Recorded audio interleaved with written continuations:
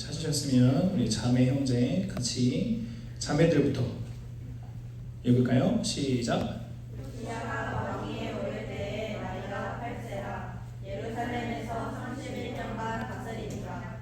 그의 어머니의 이름은 여기다요 보스가 라다의 딸이더라.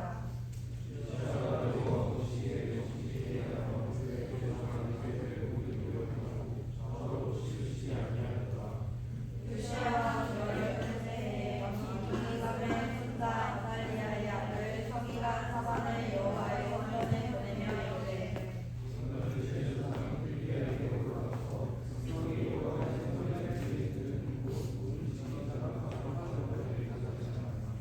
여호와의 성전을 맡은 간부자의 손에 넘겨 그들이 여호와의 성전에 있는 작업자에게 주어 성전에 부서진 것을 수리하게 하되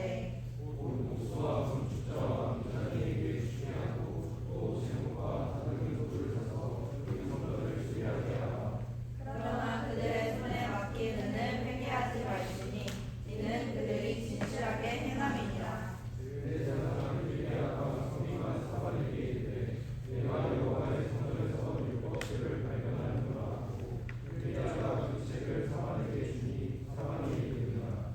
서기가 사반이 왕에게 돌아가서 보고하여 이르되 왕의 신복들이 성전에서 찾아낸 돈을 쏟아 여호와의 성전을 맡은 감독자의 손에 맡겼나이다 하고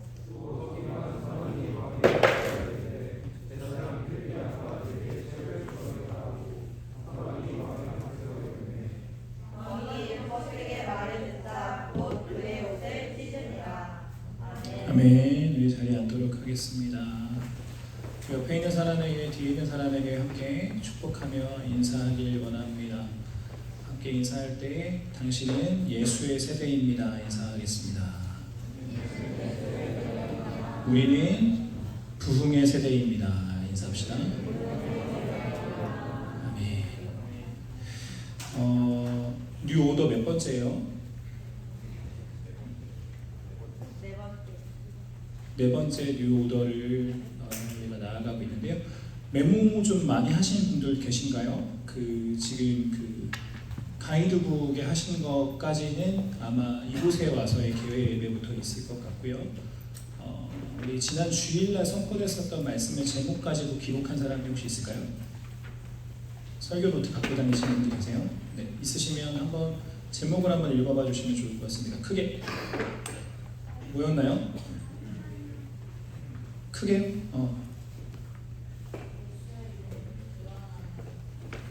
예수의 이름이 드러나는 삶.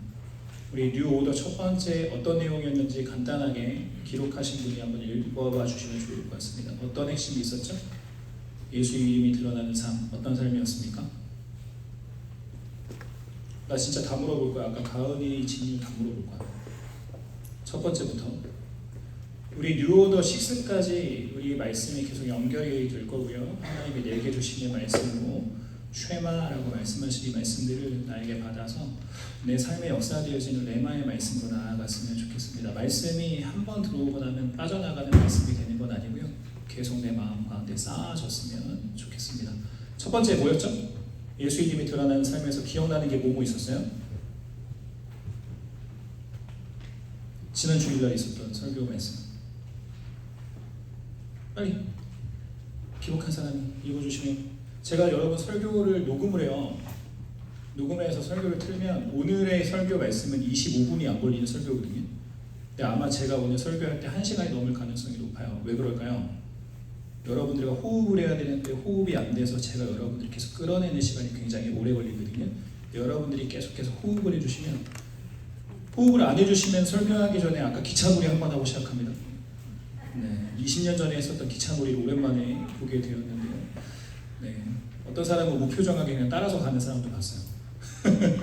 네, 첫 번째 예수의 이름이 드러나는 삶 뭐뭐 있었나요? 기록하신 분이 말씀해 주세요. 설교 안 한다 진짜. 동주 기록했어? 네, 일어나서 싫어? 앉아서? 안 했어? 진유 기록했어? 그래요? 그러면 혜린이가 일어나서 뒤에 보시고 빨리 해야지 설교 끝난다고. 안 했어? 대충 했어? 네. 상관없어요. 그냥 저 좀 도와주실래요? 일어나서 뒤에 보시고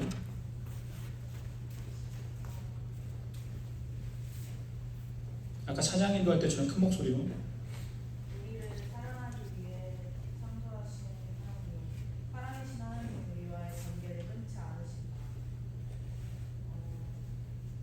그래서 하나님의 비전을 깨달아 다른 이들을 복음으로 이끄는 영화롭게 하는 삶을 살아야 한다. 그래서 우리의 삶은 예수의 이름이 드러나는 사도의 삶이 되어야 하고, 우리의 삶은 사도인 줄 알았겠지. 우리의 삶이 되어야 한다. 성령의 임재가 나를 위해서만이 아니고 하나님의 일과 꿈을 꾸게 하시기에 내가 주는 거룩한 삶을 그리고 말씀으로 충만하게 채워지는 삶을 살아가는. 아멘. 기억이 나죠? 네, 단어 하나하나 나올 때마다 기억이 납니다. 사랑하는 우리 형제 대표님 어디 계시나요? 형제님도 앞으로 나오세요.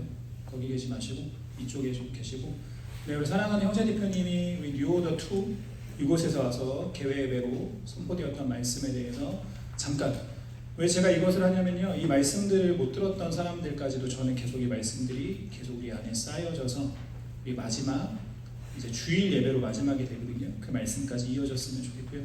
우리 사랑하는 김요한 전도사님의 설교 말씀까지도 여러분들이 잘 기억하시고 여러분들 마음판에 귀하게 새길 수 있으시면 좋겠습니다. 네, 대표님 일어나서 크게.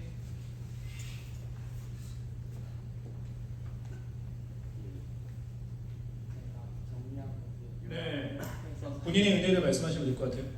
제 은혜. 마르다와 마리아에 대한 비유를 통하여서 주를 만나뵐 우리의 자세에 대하여 말씀해 주셨습니다. 마르다는 분주하게 준비하였고 마리아는 주님의 발치 앞에 나아갔습니다. 하지만 이것은 우리의 시선으로 보는 것이 아니라 주님의 시선으로 그 둘을 봐야 합니다. 마르다의 예배가 있고 마리아의 예배가 있습니다. 하지만 우리가 이 주님 앞에 나아갈 때는 분주한 마르다의 마음이 아닌 주님의 발치 앞에 선 마리아처럼 주님 앞에 주님만 바라보는 마리아의 예배 속으로 나아갈 수 있습니다. 네. 주의 발 아래에서 주의 음성을 들을 수 있는 곳, 그게 바로 주님의 발치입니다. 바로 마리아는 온통 주님께 집중하였습니다. 그녀에게 예수님이 찾아가셨기 때문입니다. 주의 발치에 앉아 마리아는 주님의 은혜를 빼앗기지 않고자 하였습니다. 아멘. 거의 한 편의 설교를 완전하게 요약한 것 같아요. 박수했으면 좋겠습니다. 네, 마지막 자매 대표님 일어나셔서 우리 어제 저녁 예배에 대해서 우리 설교 제목부터 해서 뒤에 보시고. 네, 설교 제목은 뜻을 정하여 이런 믿음을 가집시다였습니다. 다니엘서 1장 8절의 말씀을 가지고 설교를 해주셨는데 뜻을 정해야 한다고 하셨습니다. 그래서 세상을 두려워하는 것이 아니라 하나님만 경외하면서 하나님의 뜻을 구해야 하고 그 뜻을 정하여서 나아가야 한다고 하셨고, 또 뜻을 정하면 은혜가 임한다고 하셨습니다. 그래서 고난이 은혜라고 말씀하시면서 그 다니엘이 친구들과 함께 꿈을 꾸고 은혜를 같이 받아서 동역자의 중요성에 대해서도 말씀을 주셨고, 위기를 통해서 고난과 위기를 하나님께서는 기회로 만드시는 분이라고도 말씀하셨습니다. 그래서 왜 고난과 역경을 겪게 하시나 했을 때에는 우리의 사람의 연약함이 있기 때문이라고 했는데요. 그래서 내가 높아지기 원하는 마음이 원죄로 이어졌기 때문에 하나님에게로 나아가기 위해서는 고난을 겸허히 받아들이고 타협하는 것이 아니라 주님 앞에 온전한 일을 드려야 한다고 하셨습니다. 크게 박수했으면 좋겠습니다. 네, 시험 앞두기 전에 필기공주들 노트 가져가서 공부하는 경우들이 있죠. 여기 있는 필기공주들, 필기왕자들 누구인지 여러분들에게 알려드렸으니까 혹여 메모 못하신 분들 있으시면 마음판에 그것들 새겨보시면서 이것만 봐도 이 키워드만 봐도 설교 말씀들이 다 기억에 나고요. 이 제목만 봐도 설교 말씀들이 좀 기억에 남으니까 이것들 하나 들어왔다고 나가지 않고 계속의 말씀들 우리 마음판에 귀하게 새기고 머금는 우리들 되었으면 좋겠습니다. 마리아가 주님의 음성, 주님의 말씀을 잊었을까요? 안 잊었을까요? 다른 제자들은 잊었지만 마리아는 잊지 않았습니다. 왜 그랬어요? 사랑했기에. 주의 말씀 선포됩니다. 이 시간에 내게 주시는 하나님의 말씀으로 쉐마로 주시는 그 말씀, 내게 주시는 말씀으로 이 시간 어제 시은자매 기도했던 것처럼 하나님의 말씀을 말씀으로 받을 수 있는 귀한 시간 되어지길 간절히 원합니다. 오늘 설교 제목이 뭐죠? 네, 화면이 아까 나왔으면 좋았을 텐데 쭉 이렇게 가야 돼? 하지마. 네, 새로운 뉴 오더가 여러 가지 중의적인 의미가 있죠. 하나님의 말씀이라는 의미도 있고요, 새로운 하나님의 말씀이라는 있고요, 새로운 기준이라는 의미도 있습니다. 그래서 우리 디자이너 우리 윤께서 뒤에 보시면 여러 가지 자들을 가지고 뉴 오더를 디자인해 주었고요. 여기 있죠. 나는 없네. 여러분들의 옷에는 지금 뉴 오더 써 있고 뭐예요? 자가 있어요. 기준점, 잣대라는 그런 의미를 가지고 디자인을 해 보았습니다. 오늘 설교 말씀 바로 이거예요. 새로운 기준이 됩시다. 이것이 하나님께서 우리에게 주시는 귀한 명령인 줄로 받고 오늘 하나님의 말씀 앞에 가까이 나아갈 수 있는 귀한 시간 되었으면 좋겠습니다. 제가 지금 가까이 가고 싶어요. 근데 가까이 갈 수 없어요. 왜일까요? 마이크가 짧아요. 속상한 상황인데 여러분들이 조금씩만 가까이 와주시면 우와 대박이다. 우리 사강감리교회 엄청나다.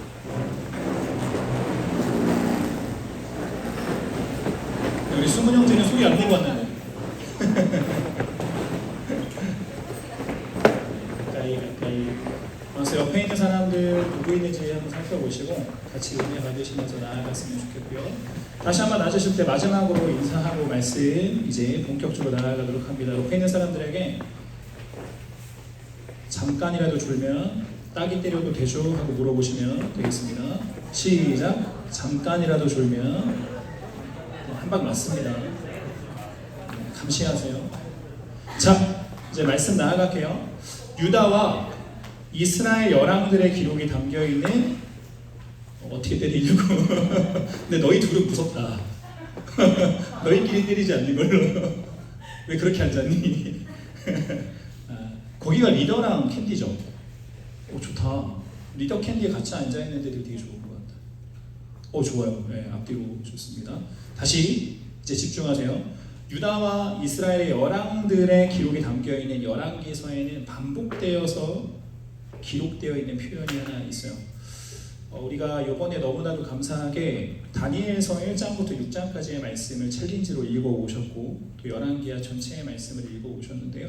그 말씀들이 여러분들에게는 굉장히 오늘 설교 말씀을 들을 때 굉장히 크게 도전이 되고 또 이 말씀들이 잘 씹혀지고 잘 소화되어지는 그 귀한 시간이 되어질 것 같아요. 열왕기하 말씀 읽었었던 것을 한번 기억해 보시면서 말씀을 들으면 열왕기서에 계속해서 반복되어 나오는 표현이 뭐가 있었어요? 다윗의 길과 같이라는 표현이 계속 나왔었다라는 거예요. 다윗과 같이 그리고 다윗과 같이 아니하여 이런 말씀이 계속 나오고 있는 것들을 봅니다. 즉 누가 기준이 되었어요? 다윗이 기준이 되었다라는 거예요. 다윗이 자였어요. 다윗이 기준점이 되었어요. 다윗보다 못하는 사람은 다윗과 같이 아니한 사람, 다윗이랑 비슷한 사람은 다윗과 같이라는 기준점이 되었다라는 것입니다. 그래서 이 열왕기 상하를 보면 어떻게 되어 있어요? 하나님 보시기에 좋았던 왕은 어떤 왕? 다윗과 같이 모모했던 왕. 그렇지 않았던 왕은 누구랑 같이 나오게 되냐면 다윗이 아니라 누구랑 닮았다라고 나왔었어요? 맞아요. 여로보암과 같았던 왕으로 나와지고 있습니다. 여로보암보다 분명히 나빴던 놈들도 있거든요. 그런데 일부러 다윗이 기준이고요, 여로보암이 기준이에요. 왜냐하면 하나님께서 르호보암이 아닌 여로보암을 통해서 나라를 나누시잖아요. 그러니까 하나님께서 일부러 징계하시면서 세우셨던 왕이 여로보암이기 때문에 그 사람이 기준이 되어지는 거예요. 그러니까 하나님이 택하신 왕은 누구? 다윗. 하나님이 징계 때문에 이 나라를 가르시기 위해서 택하신 왕은 누구? 여로보암이 되어지는 거예요. 거예요. 여로보암과 같이 이렇게 되어지는 것입니다. 그런데 여러분, 이 수없이 반복되어지는 다윗과 같이라는 말에는 숨겨진 의미가 있다라는 거예요. 오늘 그것에 대해서 함께 나누려고 해요. 숨겨진 의미가 세 가지가 있습니다. 1번, 2번, 3번을 잘 기록하시면서 따라오시면 좋을 것 같아요. 이 말을 하는 사람과 이 말을 듣는 사람이 굳이 입 아프게, 굳이 귀 아프게 계속해서 기록하지 않아도 되는 이미 서로 알고 있는 중요한 정보가 여기 안에 숨겨져 있어요. 굉장히 귀한 문학적인 표현이 나오고 있는데요. 그 첫 번째로 다윗의 길. 첫 번째, 다윗의 길과 같이, 다윗과 같이라는 말에는 무슨 말이 내포가 되어 있는가?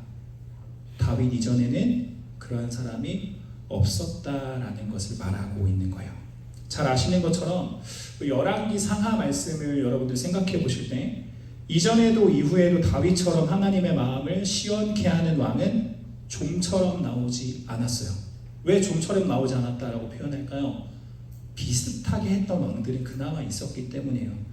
왕들 중에서만 찾을 것이 아니라 모든 백성으로 이 범위를 넓힌다 할지라도 하나님의 마음에 합한 사람들을 찾아보기가 어려웠어요. 수백 년의 기간 동안에.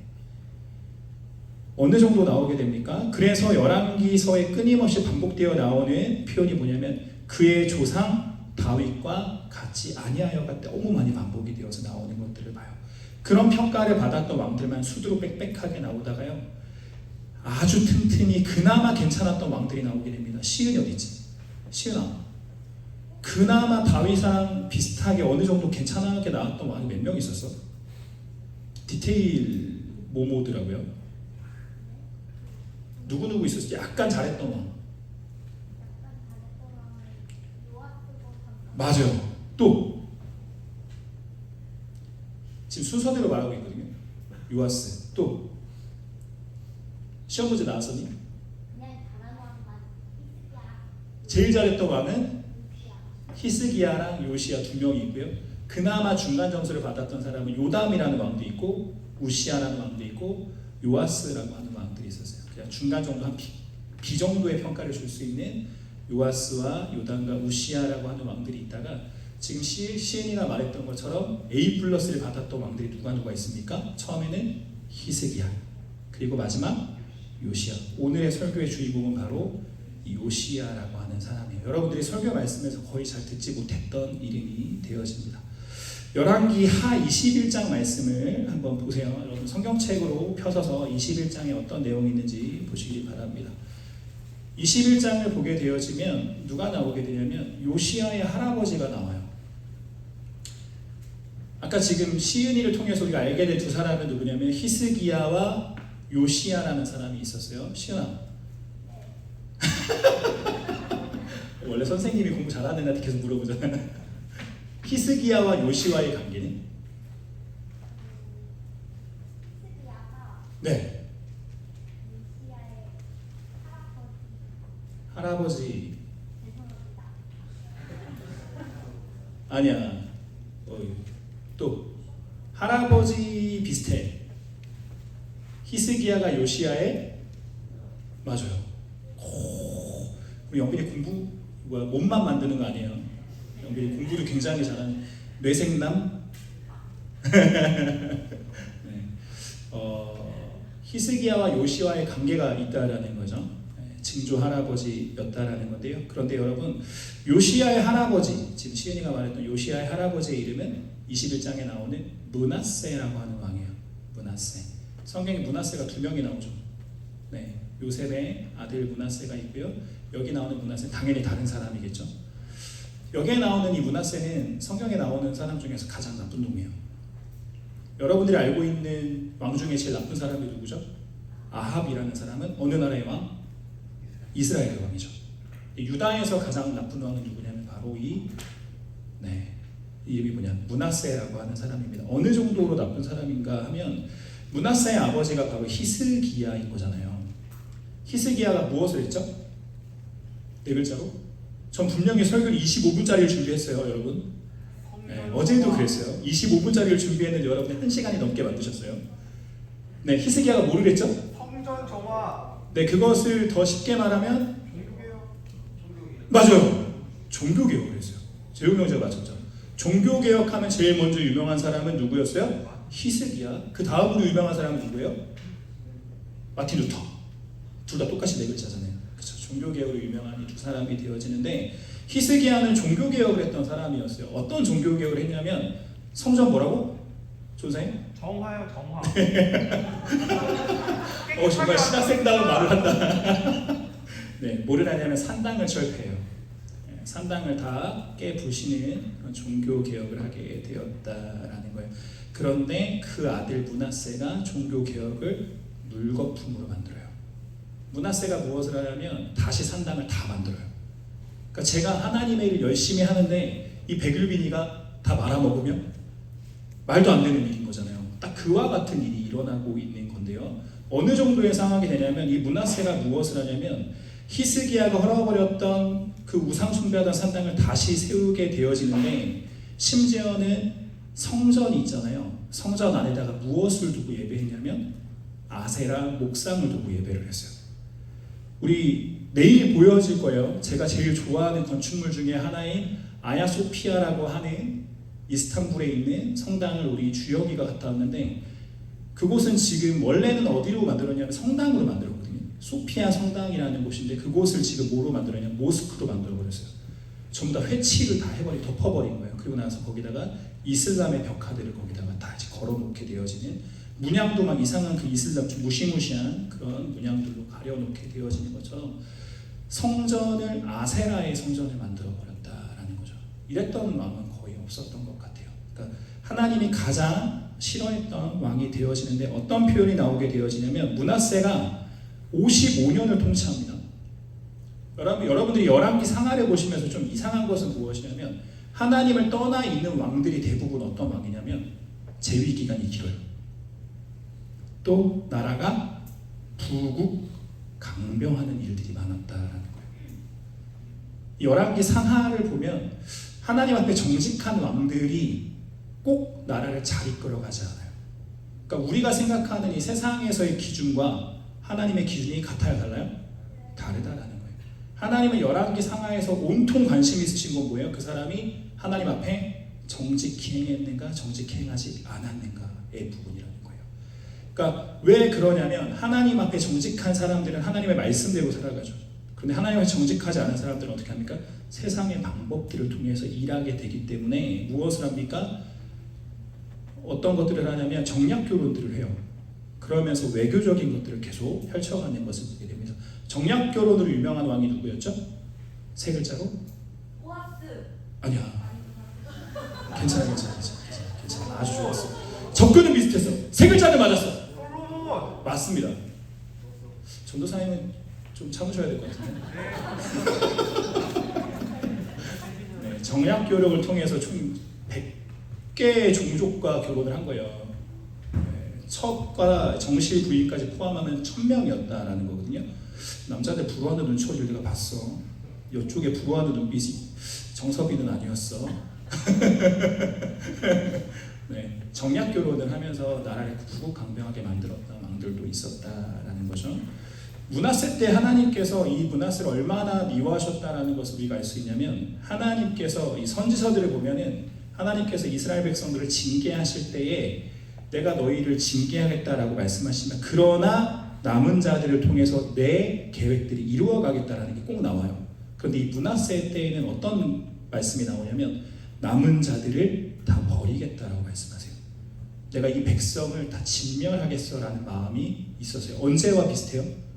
노아의 홍수 때와 같은 마음이 하나님 앞에 있을 정도로 므낫세 때는 므낫세만 그러한 것이 아니라 모든 민족이 다 하나님 앞을 떠났던 민족이 되었다라는 거예요. 그만큼 하나님의 진노는 극심했어요. 므낫세의 아들 아몬은 몇 년 있었습니까? 이 정도의 시험 나올 만한 것을 냈어야 되는데 그지? 네, 므낫세의 아들은 2년밖에 없었어요. 2년 동안 왕위에 있다가 어떻게 되냐면 그 신하들이 그 왕을 죽여버립니다. 그리고 나서 겨우 자 요시야가 몇 살의 왕이 되었죠? 와 엄청납니다. 8살 때 왕이 돼요. 그러면 우리나라 사극을 통해서 알 수 있어요. 8살 때 왕이 되면 왕의 역할을 할 수 있어요, 없어요? 대리청정을 하게 되어지는 거예요. 신하들이 일부러 8살의 아이를 가지고 자기가 원하는 대로 나아가게 되어지는 거예요. 그러다가 18살이 되어서 무엇을 합니까? 친정 정치를 하게 돼요. 자기 스스로가 정치를 하게 되어진 바로 그때에 요시아가 했던 일은 무엇이었냐면 성전 정화를 하게 되어집니다. 네, 요시아의 주변에는요 어떤 사람들이 가득했냐면 하나님을 떠난 사람들이 가득했고요. 증조 할아버지를 만났을까 못 만났을까 그것까지는 계산해 보지 않았는데 증조 할아버지인 히스기야뿐 그 사람이 영향을 받은 사람은 어느 누구도 없었어요. 네. 요아스라고 하는 사람은 제사장을 통해서라도 자기 주변의 사람들이 도와주는 경우가 있거든요. 그런데 이 사람은 전혀 그런 것도 없이 홀로 외롭게 있었다라는 것입니다. 그러나 그는 어떤 것에 영향을 받는 사람이었냐면 따라합시다. 말씀에 영향받은 사람. 아멘. 요시아의 삶을 보면요 영향받을 배경이 하나도 없어요. 지연도 없고요, 학연도 없고요, 완전히 외로워요. 자기 아버지가 2년 동안 왕에 있다가 죽었어요. 자기 8살 때. 그러면 이 사람은 공포 가운데 살아가겠죠. 나도 죽을지 몰라 라는 마음으로 눈치 보면서 정치를 할 수밖에 없는 배경 가운데 있어요. 트라우마가 아마 이 사람보다 크지 않을 것 같아요. 우리의 트라우마가. 이 사람은 자기가 8살 때 아버지가 죽게 되는 것을 보게 되었다라는 거예요. 정치 못하면 나도 죽겠구나. 저들에게 내가 원하는 것을 하지 못하면 나도 죽겠구나라는 불안함 가운데 왕이 되었다라는 거예요. 그러나 그 사람은요 말씀에 영향받은 사람이 되었습니다. 두 번째 이야기입니다. 다윗의 길로 행했다. 다윗과 같이라는 말 속에 담겨있는 또 하나의 중요한 의미는 무엇이냐면 하나님의 말씀대로 사는 사람을 뜻하는 말이 되어집니다. 다윗은 우리가 별명이 뭐죠? 하나님의 마음에 합한 사람이라는 별명을 갖고 있어요. 제가 여러분 우리 청년 예배 가운데 하나님의 마음에 합한 사람이라는 말은 무엇이다라고 말을 한 적이 있어요. 혹시 이것을 기억하는 사람이 있을까요? 이것은 전도사님도 포함이 됩니다. 누구라도 맞히셔도 좋아요. 하나님의 마음에 합한 사람이라는 말은 무슨 말이라고요? 솔로몬을 대신해서 내가 마음에 합한 사람을 택했는데 거기에 대한 부연 설명으로 하나님께서 더하시는 말씀이 있었어요. 사울은 왜 하나님께서 왕위에서 내려오게 하셨습니까? 하나님의 말씀에 세 글자로 불순종해서. 그러면 하나님께서 다음에 세우시는 왕은 하나님의 말씀에 순종하는 왕을 세우시는 거예요. 하나님의 마음에 합한 사람이라는 뜻은 무엇이냐? 하나님의 마음에 맞는 사람으로 번역이 바뀌었죠. 하나님의 마음에 맞는 사람은 누구냐면 하나님의 말씀에 순종하는 사람이라는 의미가 되어져요. 이 말씀이 좀 기억나셨으면 좋겠는데 하나님의 말씀대로 사는 사람이 바로 다윗과 같이 살아가는 사람이 하나님께서 다윗과 같은 왕을 계속 찾으신 것은 하나님의 말씀을 순종하는 그 왕을 찾으셨다라는 것입니다. 요시아가 성년이 되었고요. 왕의 역할을 감당할 나이인 18살이 되어서 첫 번째로 행했던 가장 주요한 일이 성경에서 기록되어 있는 것은 여러 가지 했겠죠. 그러나 성경의 기록은 가장 중요한 것을 기록하고 있습니다. 무엇을 했습니까? 성전을 수리했어요. 성전을 수리하는 가운데 무엇을 발견하게 되었습니까? 율법책을 발견하게 되었어요. 그 얘기는 뭐예요? 그동안에 이 성전에는 뭐가 없이 있었습니까? 율법책이 없는 성전이었어요. 하나님을 예배하는 곳이 아니었어요. 우상을 위한 장소가 되었다라는 거예요. 성전을 수리하는 중에 그때서야 발견한 율법책이 있었고요. 율법책을 서기관 사반이 읽게 합니다. 그때 요시아 왕이 사반을 통해서 말씀을 듣게 되자 어떻게 합니까? 곧 옷을 찢었어요. 옷을 찢는다라는 것은 어떤 의미가 있죠? 네, 회개한다라는 의미가 있어요. 자복한다라는 의미가 있어요. 의분이 찬 거예요. 어떻게 하나님의 백성이 이렇게 말씀을 떠날 수 있을까? 말씀에 반응하는 사람이 되었습니다. 하나님의 말씀이 들어오면요, 우리 가운데 이와 같은 일들이 있어야 돼요. 감동이 주는 말씀만 듣는 게 아니라 찔리는 말씀이 있게 되면요, 우리 마음 가운데 마음을 찢는 그런 우리 예배자의 마음이 되어야 한다라는 거예요. 그리고서 이 요시아가 무엇을 하냐면 지금의 유다 나라의 모습이 하나님의 말씀을 순종하지 않았기 때문이구나, 그래서 우리가 이렇게 되었구나 라고 생각하면서 하나님 말씀 그대로의 종교 개혁을 시작하게 됩니다. 그의 증조 할아버지도 하지 못했던 그 일들을 하게 됩니다. 열왕기하 23장 3절 말씀 여러분들의 성경책으로 찾아주세요. 혹시라도 없는 사람은 핸드폰 말고 옆에 있는 사람 성경책으로 같이 동글팽이 하시면서 보시면 좋을 것 같습니다. 3절 말씀 같이 한번 크게 읽읍시다. 시작!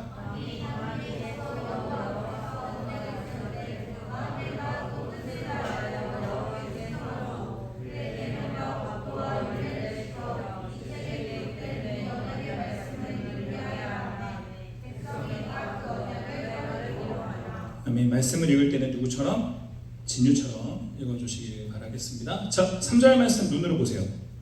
제가 말씀 연구 모임할 때 항상 여러분들에게 줬던 습관이 있어요. 성경책에다가 표시. 어디가 제일 중요해 보이세요? 와, 대박. 저는 표시 못했던 것을 진유는 표시했어요. 여호와 앞에서. 와, 코람데오죠 이게. 또 맞아요. 우리 지금 혜린이가 찾은 곳은 어디에 나오는 말씀이죠? 신명기에 나오는 너는 마음을 다하고 뜻을 다하고 힘을 다하여 뭐하라? 주 너의 하나님을 사랑하라. 이것이 크고 둘째 되는 계명이 예수님께서도 가장 중요한 계명이라고 말씀하신 쉐마의 말씀을 지금 기억해내고 있다는 거예요. 성경 말씀 가운데 가장 중요한 것을 찾으라면 바로 이 말씀인데 이 말씀을 가지고 순종하려는 요시아의 마음이 생겼어요. 그리고 여러분들에게 이 단어가 보였으면 좋겠어요. 어떤 단어가 중요할까요? 네, 순종했고 또 반복되는 단어가 나오네. 네? 반복되는 단어. 맞아요. 언약이라는 말씀이 요시아에게는 가장 중요한 말씀이에요. 언약을 어떻게 했어요? 언약을 그 전에 23장 3절에 언약을 세우되. 언약을 세운다라는 것은 무엇일까요? 다시 관계를 회복하는 거예요. 하나님과의 관계를 회복하는 사람이 바로 요시야였어요. 그런데 여러분 중요한 것은 뭐예요? 23장 3절 너무나도 짧은 한 절인데요. 요시야의 삶을 다 보여주고 있어요. 이 언약의 말씀을 이루게 하리라 라고 했더니 백성들은 우리는 반대인데 하고 있습니까? 백성들의 모습은 어떻습니까? 무엇을 하고 있죠? 백성이 다 그 언약을 따르기로 했다라는 거예요. 자, 요시야가 한 행동은 무엇이냐면 자기 혼자 신앙생활 잘한 것이 아니고요. 모든 백성들을 다 어디 앞에 세우냐면요. 여호와의 성전 앞에 세워요. 언약의 말씀을 듣게 합니다. 언제가 생각이 나요? 여러분들과 제가 수련회 때 했었던 설교 말씀과 똑같아요. 다니엘 새 친구 때 말고 느헤미야 때. 느헤미야 때 제사장이 누구요?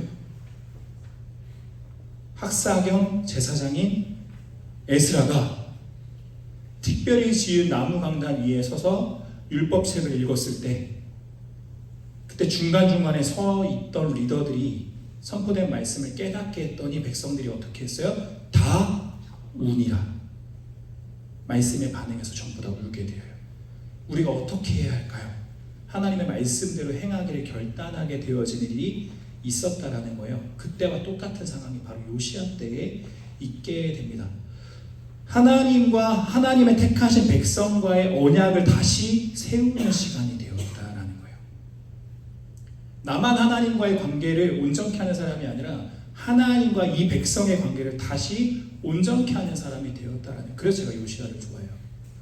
하나님께서 말씀하시는 대로 우리는 하나님의 언약을 다시 따르겠습니다 라고 이 백성이 하나님 앞에 나오게 되는 순간입니다.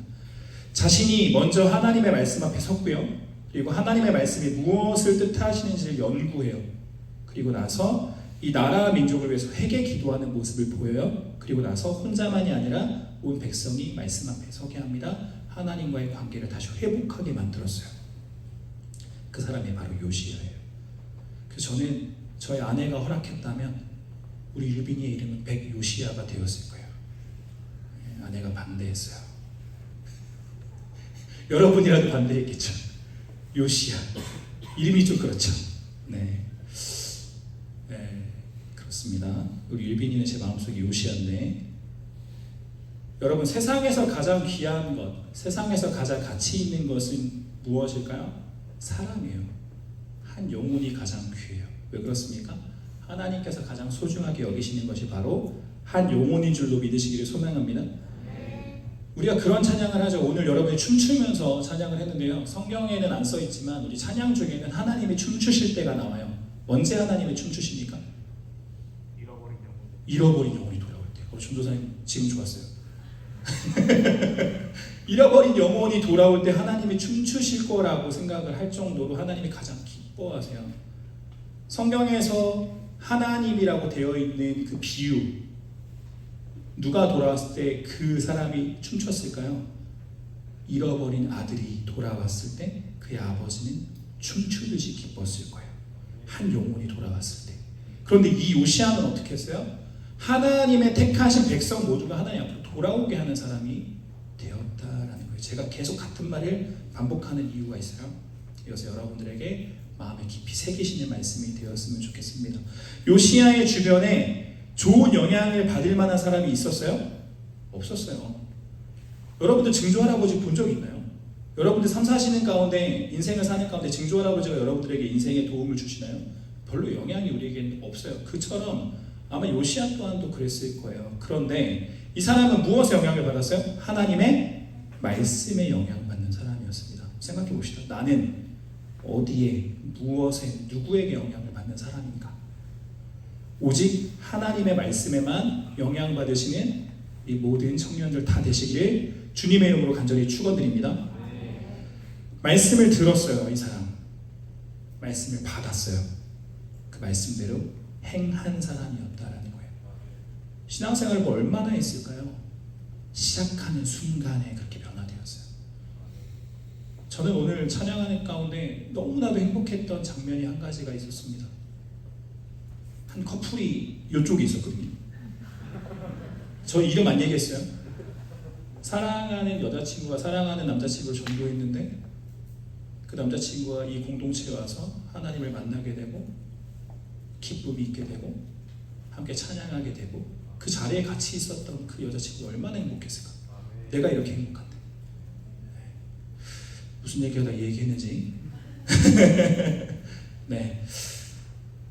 말씀을 들었고 받았고 그 말씀대로 행한 사람이 요시야인데요. 이 얘기하다 했구나. 초신자였어요. 요시야는요. 초신자. 신앙력이 중요하지 않아요. 내가 어떻게 말씀을 반응하는 사람인가가 중요하다라는 것. 사도행전의 2장에 나오는 그 부흥의 세대. 여러분들 부흥의 세대를 꿈꾸면서 아까 춤췄잖아요. 맞죠? 그 부흥의 세대는 초신자들이었어요. 말씀을 받고 말씀대로 행한 그 사람들이 부흥의 세대가 되었어요. 그렇다면 우리들도 부흥의 세대가 될 수 있어요? 없어요? 그것을 소망하십니까? 아멘. 부흥의 세대가 됩시다. 부흥의 일꾼들이 됩시다. 이번 수련회 이후로 우리는 부흥이 우리의 비전이 되어지길 간절히 소망합니다. 나의 부흥, 우리 공동체의 부흥, 우리 교회의 부흥, 이 나라의 부흥을 위해서 우리의 삶을 드리고 우리의 열정을 드리고 우리의 이 인생을 드릴 수 있는 저 여러분 되기를 간절히 소망합니다. 내가 원래부터 내 것이었던 건 있어요? 다 하나님이 주셨죠. 다 하나님을 위해서 쓰는 것 기꺼이 써야 할 줄로 믿습니다. 주님은 주시며 주님은 찾으시네. 주님이 어떻게 찾으셨냐면 예수님께서 6월절 이제 어린 양이 되셔서 예루살렘에 입성하실 때 나귀를 찾으세요. 두 번의 사건이 나와요. 주께서 쓰시겠다 하라라고 하시면서 나귀를 가져가거든요. 그때 그 나귀의 주인이 한마디 말도 안 해요. 주께서 쓰시겠다 하면 가져가시는 거예요. 마지막 6월절 최후의 만찬을 했던 장소도 똑같습니다. 주께서 쓰시겠다 하는 장소가 되니까 쓰임 받았다라는 거예요. 나 하나님께서 나 쓰시겠다라고 할 때 안 돼요 라고 말할 수 있어요? 주님께 쓰임 받는 것이 세상에 어떤 것보다 가장 귀하고 가치 있는 것인 줄로 믿습니다. 기꺼이 내 삶 드리고 기꺼이 나의 시간 드리고 나의 모든 계획과 나의 손과 마음을 하나님께 올려드릴 수 있는 진정한 온전한 예배자들 다 되기를 주님의 이름으로 간절히 축원드립니다. 언약을 갱신했어요. 저는 성경에서 이 표현을 너무 좋아해요. 언약을 갱신하는 세대가 되었어요. 언약을 갱신하고 백성들을 하나님 앞에 세우고 그 이후에 한 일이 뭐냐면 결단한 대로 다짐한 대로 행동에 옮깁니다. 18살의 왕이었어요. 아빠가 자기 마음대로 정치하지 않으니까 그 밑에 있는 신하들이 죽여버렸어요. 근데 이 사람 무엇이에요? 누구랑 똑같아요? 다니엘과 똑같아요. 사람을 두려워하지 않아요. 하나님만 경외하는 마음으로 하나님이 원하시는 정치를 하게 됩니다. 무슨 정치? 신정 정치를 하게 되어져요. 우리의 삶이 세상의 것들 가운데 반응할 것이 아니라 하나님의 뜻대로 움직여가는 삶을 살아갈 수 있는 저 여러분 될 수 있기를 간절히 소망합니다. 이 사람이 무엇을 하냐면 유다의 여러 왕들이 세웠었던 모든 산당들과 우상들을 전부 다 회파해요. 히스기야가 종교개혁을 할 때 미처 하지 못했던 것들이 있었어요. 그것까지 다 회파해요. 심지어는 솔로몬이 세웠던 모든 것들 다 회파합니다. 솔로몬이 제일 나쁜 놈이에요. 솔로몬이 모든 산당을 만들었어요. 누구를 위해서? 자기의 1000명의 여자들을 위해서. 그래서 이스라엘이 지금 이렇게 되었던 거거든요. 그 모든 것을 전부 다 없앴어요. 산들마다 있었던 모든 산당을 다 없앴던 사람이 바로 요시야가 되었습니다. 그런데 제일 중요한 것은 무엇이냐면 22절 말씀을 볼게요. 22절 말씀 다 같이 한번 읽어봅니다. 시작. 23장 22절이요. 성경책 펴놓으세요. 읽어볼게요. 시작.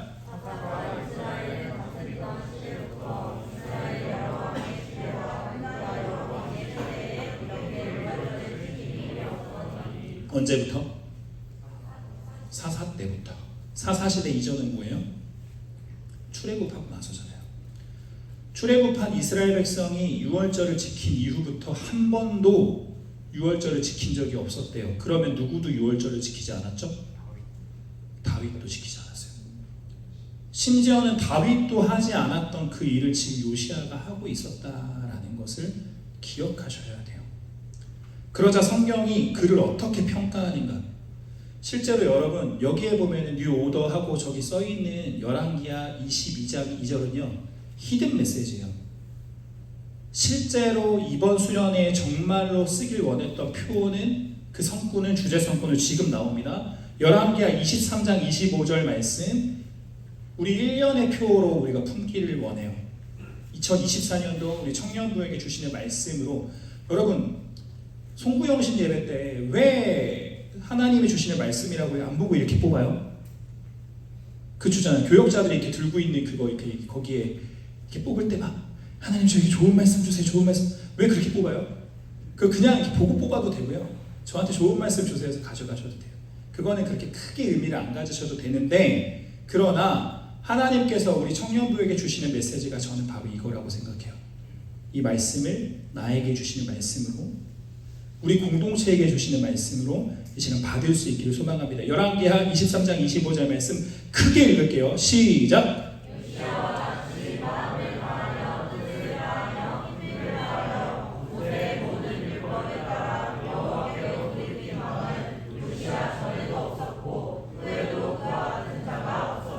아멘. 이 말씀이 여러분들에게 주시는 하나님의 말씀으로 확 박혀지기를 소망합니다. 암송하실 수 있으면 더 좋을 것 같아요. 다윗처럼 요시야가 무엇이 되었어요? 새로운 기준이 되었어요. 어떤 것을 알 수 있어요? 하반절 말씀을 보세요. 모든 율법을 따라서 모세의 모든 율법 뭐예요? 성경 말씀. 하나님의 말씀대로 여호와께로 돌이킨 왕은 뭐라고 나오죠? 전부 후무하되고. 요시야 말고는 어느 누구도 없대요. 이 전에 누구를 넘어섰어요? 다윗을 넘어선 거예요. 그 뒤에 어느 누구도 없었어요. 하나님 눈에 누가 가장 귀했어요? 요시야가 바로 하나님 말씀대로 그대로 행했던 왕이었다라는 거예요. 우리 모두 하나님 보실 때 이렇게 전에도 없고 후에도 없는 바로 그 사람 되어질 수 있게 간절히 소망합니다. 옆에 있는 사람들, 뒤에 있는 사람들, 옆에 보면 지금 따기 때릴 사람들 몇 명 있거든요. 지찬이는 살짝 때려주세요. 지찬이 지금 억울한 표정이었는데 네, 앞뒤좌우 보시면서 다시 한번 인사하도록 하겠습니다. 전에도 없고 후에도 없을 것입니다.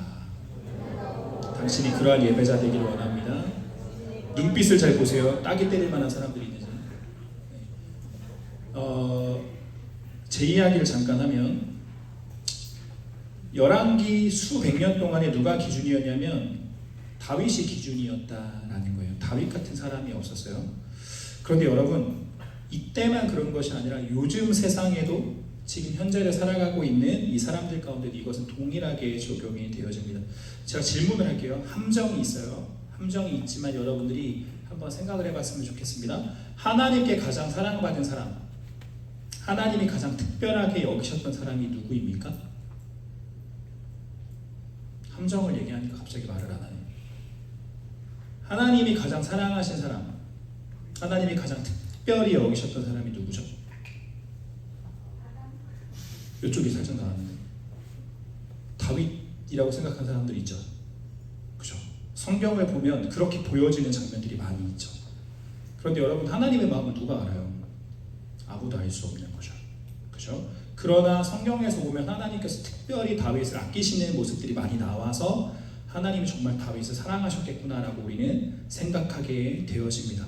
그런데 여러분, 다윗은 특별한 사람이고 나는 평범한 사람이야 라고 생각하는 건 맞아요? 틀려요? 틀려요.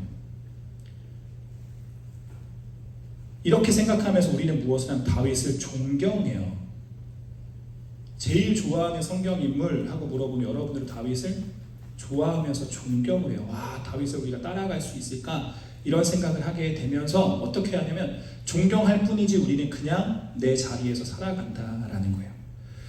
우리가 다윗 이야기를 보면서 우리가 배워야 되는 것은 무엇이냐면 다윗을 특별하게 사랑하셨던 것처럼 나를 그렇게 사랑하신다라는 것을 우리가 깨달아야 된다라는 것이 다윗의 이야기라는 거예요. 다윗이 실수가 있었어요? 없었어요? 성경에 가장 많이 성경에 실수가 기록된 사람이 바로 다윗이에요. 그럼 다윗이 나쁜 놈이라는 얘기가 아니라 성경에 가장 많이 기록된 그의 이야기가 가장 인생의 이야기가 기록된 사람이 누구냐면 바로 다윗이에요. 사람의 흠결이 있듯이 다윗에게도 흠결이 있었어요. 하지만 하나님이 다윗을 버리셨습니까? 안 버리셨습니까? 버리지 않으셨어요. 하나님이 다윗을 처음에 사랑하셨던 그 모습 그대로 계속 사랑하셨어요. 그 이야기는 뭡니까? 우리에게 흠결이 있어요. 그러나 우리가 하나님을 사랑하죠. 그 마음의 원을 하나님께서 아시고요. 다윗을 그렇게 아끼셨던 것처럼 나를 아끼신다라는 이야기가 바로 다윗의 이야기가 된다라는 거예요. 제가 맨날 성경을 들고서 여러분 이 성경의 말씀은 무슨 말씀이라고요? 나를 사랑하신다라고 말씀한다고. 하나님이 가장 사랑하시는 존재가 누구라고요? 바로 나임을 믿으시는 저와 여러분 되시기를 간절히 소망합니다. 이번 2024년 가운데 여러분 이 말씀을 백경환 목사님이 그렇게 말씀하셔서 이게 아니라 여러분들이 성경을 보는 가운데 깨닫기를 소망해요. 성경을 읽으면 읽을수록 깨닫게 됩니다. 하나님이 나를 가장 사랑하시는구나를 알 수 있게 되어진다라는 거예요. 제 이야기를 잠깐 하면 저는 생긴 것과 다르게 그다지 승리욕이 많지가 않아요. 저랑 동역하는 목사님들이 많이 놀래요. 백 목사님은 진짜 승리욕이 많을 것 같이 생기셨는데 의외로 없으시네요 하고 좀 놀래요. 제가 어떻게 생겼길래. 네. 헛기침 그런 헛기침은 아니었죠. 저는 원래 성격으로는 승리욕이 굉장히 많은 사람이에요. 그런데 사역을 하면서 목회자가 되면서 양보라는 것이 미덕이라는 것을 계속해서 가르치다 보니까 제 안에 학습이 되었어요. 리더로 살고 교육자로 살다 보니까 그냥 지는 게 좋고 그냥 같이 화목하게 하는 게 좋지 이기는 것은 별로 중요하지 않아 라는 것이 제 안에 있게 되는데요. 그러나 저에게 경쟁심이 많이 없어졌지만 계속해서 경쟁심이 남아있는 분야가 하나 있어요. 오히려 신앙력이 커갈수록 신앙이 커갈수록 점점 더 경쟁심이 생기는 분야가 하나 있습니다. 바로 어떤 부분이냐면 아까 어떤 뭐 언어가 중요하냐, 뭐 춤이 중요하냐, 외모가 중요하냐 그 얘기 하더라고. 근데 하나 뺐어. 신앙을 얘기 안 하더라고. 저는 신앙의 부분에서 경쟁심이 계속 커져가요. 저의 경쟁자는 누구냐면 다윗이에요. 저는 다윗을 존경하지 않아요. 신앙의 멘토로서는 제가 너무나도 귀한 것을 닮아갈 부분이 있는데 왜 존경하는 마음이 아니냐면 제가 이기고 싶은 마음이 저에게 있어요. 질투하는 거예요. 나도 저렇게 될 거야. 나도 저런 모습을 보일 거야 라는 마음이 있어요. 성경 인물들을 보면 믿음의 선배들을 보면 손양훈 목사님이든 주기철 목사님이든 우리의 나라의 굉장히 귀한 선배들을 보면 너무나 귀하죠. 그런데 저에게는 라이벌 의식이 생겨요. 나도 저 선배들처럼 돼야지. 나도 저 선배들처럼 귀한 예배자로, 귀한 신앙으로 세워져야지 라는 마음이 있습니다. 여러분, 성경 인물들의 귀한 모습을 보면서 하나님께서 우리 가운데 요구하시는 것이 바로 이것이라는 거예요.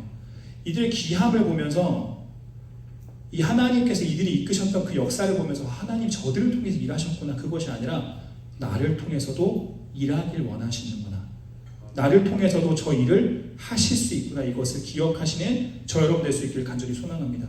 그들이 위대한 게 아니에요. 그들의 하나님이 위대하신 거예요.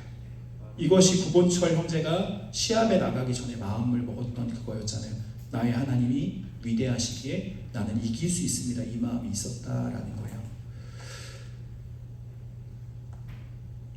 하나님을 기쁘시게 하고 하나님의 마음이 합한 사람이 다윗이었으면 다윗 그랬구나, 그게 아니라 내가 그렇게 돼야지, 이것을 도전받기를 원하신다라는 것을 우리는 기억해야 한다라는 거예요. 저는 성경 속의 신앙의 멘토들을 가지고 저는 라이벌로 삼습니다. 어떤 마음이냐면 다윗이 이렇게 했으면 나도 저렇게 할 수 있을 거야, 바울이 저렇게 했으면 나도 저렇게 해야지, 이 마음이 저의 가운데 생긴다라는 거예요.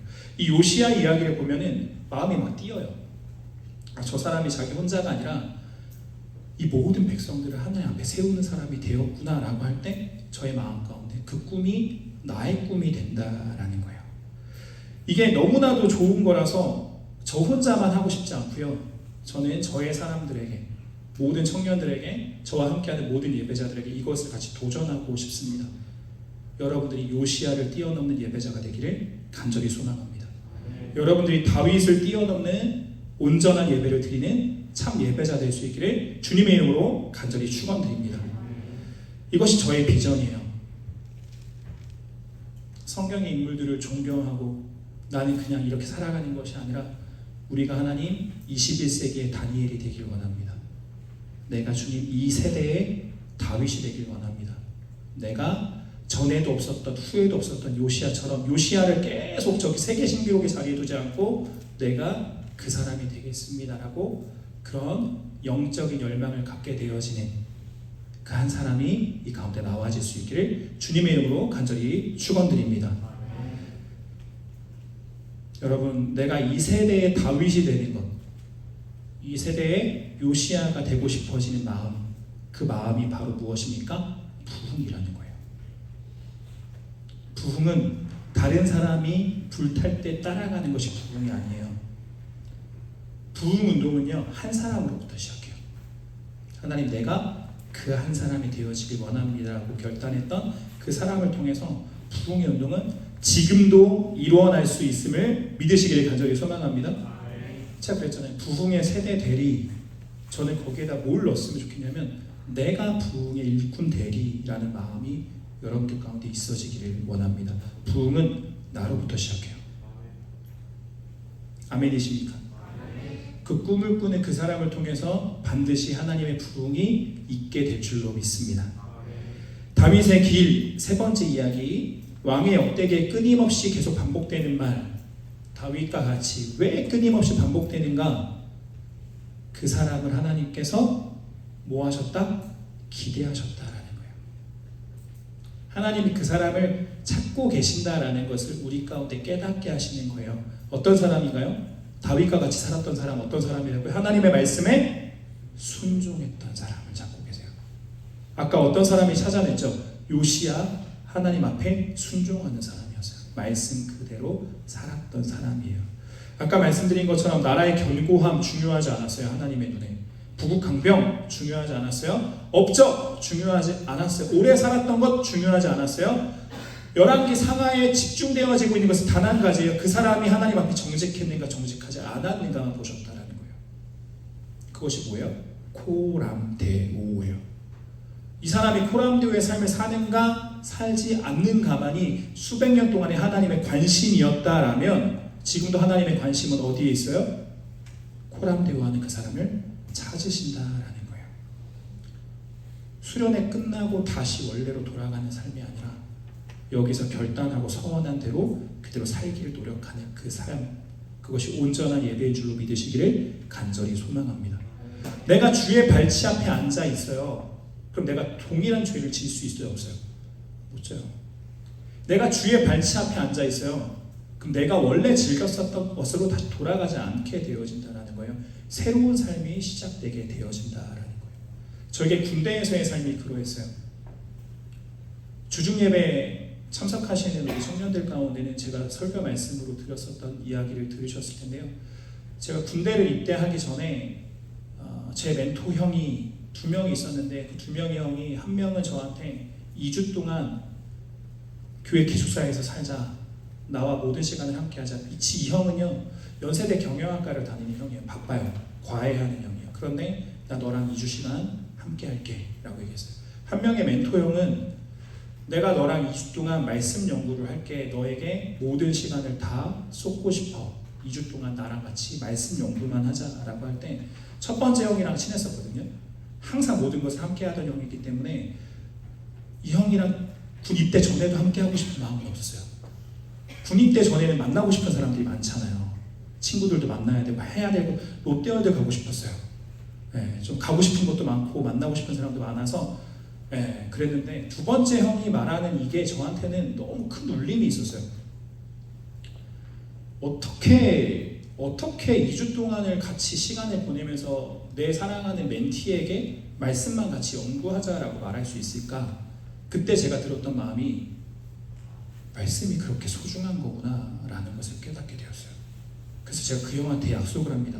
형, 내가 2주 동안은 형과 같이 말씀을 보지 못하지만 군대 가면 말씀 연구만 할게 라고 그 형과 약속을 하고요. 실제로 군대 가서 저는 말씀만 연구를 해요. 그렇게 제 삶이 그때부터 변화가 되었어요. 그때로부터 제가 이전에 했던 것들은 저에게 즐거움이 아니고요. 저에게 즐거움은 무엇이 되냐면 말씀 연구하는 것이 즐거움이 되어집니다. 하나님을 알아가는 것이 즐거움이 되어졌다라는 거예요. 그런 시점이 있어야 돼요. 이번 수련회가 여러분들에게 바로 그와 같은 시점 되어지길 간절히 소망합니다. 주님이 가장 좋으셔야 돼요. 주님을 알아가는 것이 여러분들에게 가장 기쁨이 되셔야 된다는 거예요. 옛날에는 잠이 안 오면, 저도 옛날에는 불면증이 있었고 요즘 불면증이 없어가지고, 옛날에는 불면증이 있을 때 뭐 그러냐면 성경을 읽었네요. 그런 사람들 여기 있나요? 성경을 읽으면 잠이 빨리 오는 사람? 저는 특효약이었어요. 성경을 읽으면 너무나도 잠이 술술술 왔어요. 한 장도 못 넘기고 잠이 들었던 것 같은데요. 군대에서 말씀을 정독하게 되고 말씀 연구를 하면서 이것을 깨닫게 돼요. 주의 말씀이 송이꿀보다 더 달다라는 것을 깨닫게 돼요. 주의 말씀을 주야로 묵상하게 되어져요. 너무 재밌어요. 제가 책을 읽다가 밤을 샜던 것이 삼국지였었거든요. 삼국지보다 더 재미있어서 주의 말씀을 읽으면 잠을 잘 수가 없어요. 그래서 저는 자기 전에 성경을 안 읽어요. 손에서 놓을 수 없으니까. 그런 경험을 여러분들이 하셔야 돼요. 솔직히 넷플릭스 정주행이 시작하면 잠 못 자잖아요. 성경이 그래요.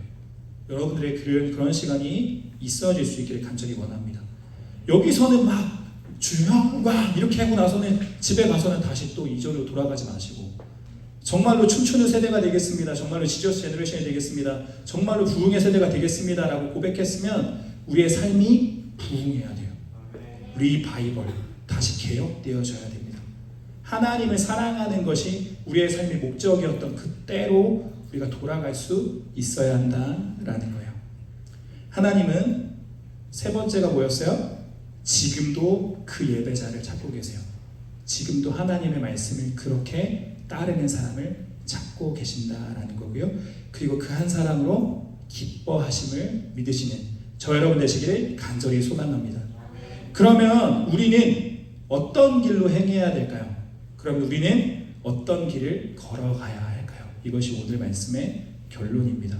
우리가 나아가는 길은요, 좁은 길이에요. 옆에 있는 현수막과 여기에 있는 프랭카드를 보시길 바랍니다. 발자국이 누구의 발자국만 있죠? 한 사람의 발자국만 있어요. 이것을 뭐라고 하냐면 전인미답의 발걸음이라고 해요. 아무도 걸어내지 못했던 발걸음이란 뜻이에요. 내가 걸어갈 때 뭐가 되고? 길이 되고, 살아갈 때 삶이 되는 그곳에서 예배하네. 이게 바로 이 고백이에요. 아무도 예배하지 않는 그곳에서 저는 예배하겠습니다. 아무도 살아내지 못했던 그 삶을 나는 살아내겠습니다. 전에도 없었고 후에도 없는 그 온전한 예배자, 그 삶의 예배자가 내가 되겠습니다라는 고백이 우리 가운데 있어지길 간절히 소망합니다. 그 한 사람 있으면요, 이 세상은 변화돼요. 그 한 사람 있으면 나드림 청년부는 진정으로 부흥하게 될 줄로 믿습니다. 옆에 있는 사람에게 손 한번 잡고 이야기해 주세요. 내가 그 사람이 될 거야. 너 아니야, 내가 될 거야. 눈빛 보면 알 수 있어요. 주경이 눈은 아니었어. 주영이 빨리 인사하라고. 내가 그 사람이 될 거예요. 신앙의 경쟁심이 여러분들 가운데 있었으면 좋겠습니다. 제가 군에서 성장할 수 있었던 것은 무엇이냐면 우리 청년부원들 어느 누구에게도 지지 않고 싶었어요. 내가 가장 하나님을 사랑하는 사람이 돼야지. 내가 가장 온전한 예배자가 돼야지 라는 마음이 한 명의 청년을 하나님을 정말 사랑하는 청년으로 변화시켜 가신다라는 것을 기억하시길 소망합니다. 그렇게 되길 원하십니까? 그렇게 되길 결단하십니까? 그렇게 서원하는 오늘 이 밤 되어지길 간절히 원합니다. 다른 사람들이 걷는 길에 관심 갖지 맙시다. 많은 사람들이 걸어가는 그 길에 관심 갖지 맙시다. 우리 걸어가는 길은요, 좁고 험할 거예요. 어제 그 말씀 우리가 들었잖아요. 우리에겐 고난과 역경이 있을 거예요. 왜요? 위기를 기회로 바꾸실 거예요. 그래서 하나님의 하나님 되심을 세상 가운데 확증시켜 주실 거예요. 그와 함께 나를 높이셔서 하나님을 사랑하는 사람이 어떻게 살아가시는지를 세상이 보게 하신다라는 거예요. 이곳에 있는 모든 사람들이 그렇게 하나님께 들림받고 쓰임받는 주님의 백성들 다 될 수 있기를 축복합니다. 우리 말씀을 마지막으로 이 말씀을 볼게요. 우리 열왕기하 23장 25절 말씀, 이 말씀이 여러분들에게 잊혀지지 않는 말씀이 되었으면 좋겠습니다. 여기에 요시야와 같이라는 곳에 제가 라이벌이라고 했잖아요. 저는 요시야에게 지고 싶지 않아요. 그럼 누구의 이름을 넣으면 될까요? 백경환 목사님의 이름을 넣으면 될까요? 여러분들의 이름을 넣으시면 됩니다. 내 이름을 여기다 넣어서 읽어보세요. 홍지혜와 같이, 홍명철과 같이, 아니요 임주혁과 같이, 아니요 고준호와 같이 내 이름을 넣는 거예요. 다른 사람의 이름이 들어가지 못하도 아니요 내가 이 사람이 될 거예요. 이 마음이 여러분들 가운데 있었으면 좋겠어요. 정말 그러한 청년부가 되면요, 아까 찬양 중에 이 고백이 있었어요. 세상이 감당하지 못할 세대가 됩니다. 강한 세대가 되는 거예요. 그런 꿈을 꿀 수 있는 우리 나드림 청년부 되어지기를 소망합니다. 우리 어제 기도 인도자가 나 드림에 대해서 다시 한번 선포했잖아요. 정말로 나를 드리는 이 공동체 될 수 있기를 간절히 원합니다. 우리 한번 읽어볼까요? 큰 목소리로 안 해도 되는데 다른 사람의 이름보다는 내 소리가 들리도록 읽어봅시다. 시작! 백경환과 같이 여러분들 지는데 제 이름이 먼저 나오는데 저 마이크 또 갈게요. 자, 자기 이름이 제일 크게 들려야 되겠죠? 자, 시작! 백경환과 같이 마음을 다하며 뜻을 다하며 힘을 다하여 모세의 모든 율법을 따라 여호와께로 돌이킨 사람은 야, 요시야는 어떻게 요시한테 지는 거잖아. 찬양팀 앞으로 나와주시고요. 다시 한번 내 이름을 넣어서 선포하고 이것을 기도 제목 삼아서 함께 기도하는 시간 갖도록 하겠습니다. 준비하시고 시작!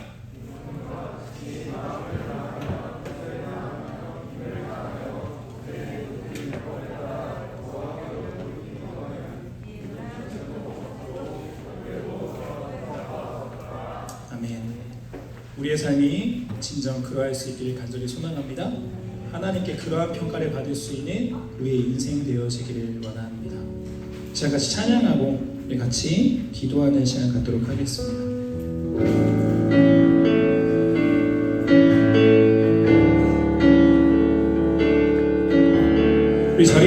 일어나서 부흥의 세대 함께 찬양합니다. 우리가 갈 길에서 떠나 스스로 겸비하고 기도하며 주의 얼굴만을 주 얼굴 구하오니 이 땅 고치소서